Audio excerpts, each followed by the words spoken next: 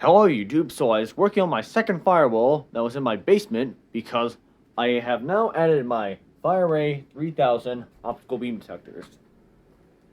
But when I was going to wire it to my notifier panel, well, kind of obvious here, but if I open my door up, you can see this spaghetti of wires. The other side isn't as worse, but still, we need to do some cable management in here.